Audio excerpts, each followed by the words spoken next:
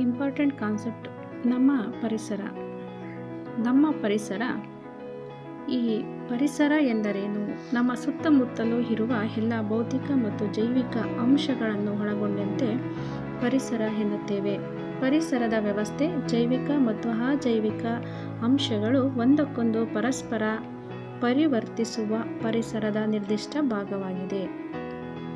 ಜೈವಿಕ ಘಟಕಗಳು ಎಂದರೆ ಸಸ್ಯಗಳು, ಪ್ರಾಣಿಗಳು, ಸೂಕ್ಷ್ಮಾಣು ಜೀವಿಗಳು. ಜೀವ ಇರುವಂತಹ ಜೀವಿಗಳನ್ನು ಜೈವಿಕ ಘಟಕಗಳು ಎಂದು ಕರೆಯುತ್ತೇವೆ. ಅಜೈವಿಕ ಘಟಕಗಳು ಎಂದರೆ ನೀರು, ಮಣ್ಣು, ಗಾಳಿ, ಬೆಳಕು.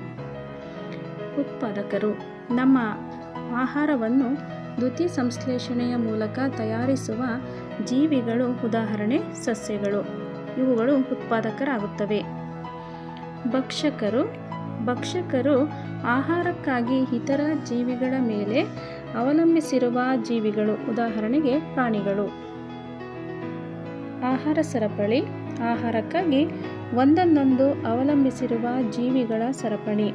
ಉದಾಹರಣೆಗೆ ಹುಲ್ಲು ಮಿಡತೆಯನ್ನು ತಿಂದು ಬದುಕಿದರೆ, ಮಿಡತೆಯನ್ನು ತಿಂದು ಕಪ್ಪೆಗಳು, ಕಪ್ಪೆಯನ್ನು ತಿಂದು ಹಾವುಗಳನ್ನು ತಿಂದು ಹದ್ದುಗಳು ಬದುಕುತ್ತವೆ. ಶಕ್ತಿ ಸಂಚಾರ. ಆಹಾರ ಸರಪಳಿಯಲ್ಲಿ ಶಕ್ತಿಯು ಆಹಾರದ ಮೂಲಕ ಒಂದು ಪೋಷಣ ಸ್ತರದಿಂದ ಇನ್ನೊಂದು ಪೋಷಣ ಸ್ತರಕ್ಕೆ ವರ್ಗಾವಣೆ ಆಗುವ ಕ್ರಿಯೆಗೆ ಶಕ್ತಿ ಸಂಚಾರ ಎಂದು ಕರೆಯುತ್ತೇವೆ.